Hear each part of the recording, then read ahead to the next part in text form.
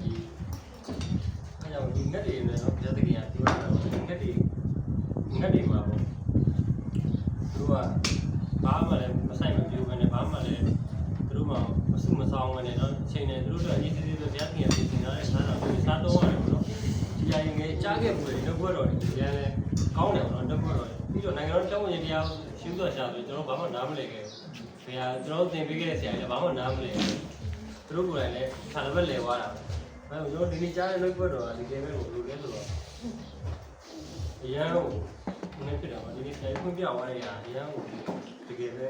နှုတ်ဘွဲတော်ကတကယ်ပဲအစစ်မှန်ပါနော်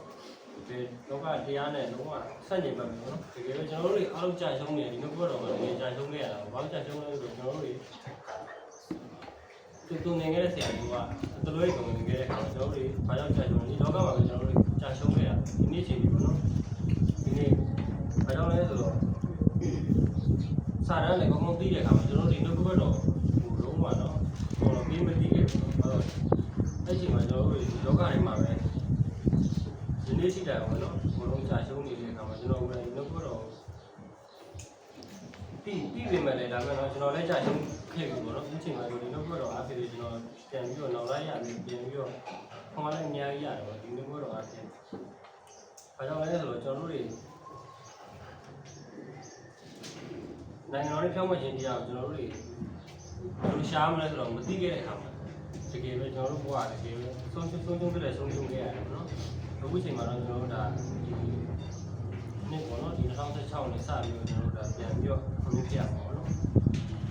ဖြောင်းမခြင်းတရားတော့ပို့ပြီးတော့လိုက်ရတော့မှာပေါ့နော်အဲကြောင့်ကျွန်တော်တို့မပြတဲ့ခင်ကျွန်တော်တို့မစိုးရင်လည်းလို့ပြောပေမဲ့လည်းကျွန်တော်တို့တွေတစ်ခါလေးပေါ့နော်ကျွန်တော်ကိုယ်တိုင်ပေါ့နော်အများကြီးစိုးရင်လေးအများကြီးထားကြရင်နာဂတ်တွေတွေးတောနေတယ်ပြီးတော့စိုးရင်ခါရရင်ဘာလို့လို့မသိတော့အချိန်လည်းအများကြီးပေါ့နော်ဒါကြုံတွေ့ခဲ့ရတယ်ဒီလိုပေါ့နော်အဲကြောင့်လို့ဒီတော့နော်ဒီကျွန်တော်ဒီတစ်ချက်ပဲပေါ့နော်ကျွန်တော်အဲစိုးရင်လည်းဘာတစ်ချက်ကိုကျန်တဲ့ကိစ္စကိုကျွန်တော်စောင်းနေတော့ပဲကျွန်တော်စိုးရင်ခဲ့ဘာကျန်တဲ့ကိစ္စကျွန်တော်သိစိတ်ဝင်စားဘူးကျွန်တော်ကျမ်းမာရေးရယ်စားဖို့နေရအတော်ကြီးကျွန်တော်လောကကြီးမှာကျွန်တော်အေးဆေးကြောက်ရ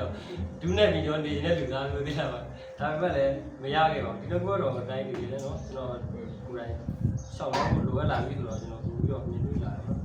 ဒီရစားတဲ့ကျွန်တော်တို့ဒီစားဖို့နေထဲမှာကြာရှုံးအောင်ကျွန်တော်တို့လုပ်လာအချိန်ကြီးကျွန်တော်တို့ရဲ့ဒီလောကထဲမှာပဲဒီမောင်းသွင်းခြင်းကိုကျွန်တော်တို့ကိုယ်တိုင်ခံခဲ့ရတာပေါ့နော်ဒီလိုလေကျွန်တော်ကဒီလိုပေါ့တော့ဒီနေ့ကြားချင်းအပြင်ပေါ့နော်ဒီငက်တွေကိုကြည့်ရတော့မယ်ပေါ့နော်ဒီငက်တွေကသူတို့တဲ့ကျွန်တော်တို့အရန်မြတ်တဲ့လူသားတွေဖြစ်တယ်ပေါ့ဒီငက်တွေတောင်မှပြတ်တင်ရတကယ်ပဲငတ်မထားဘူးပေါ့နော်တကယ်သူတို့လည်း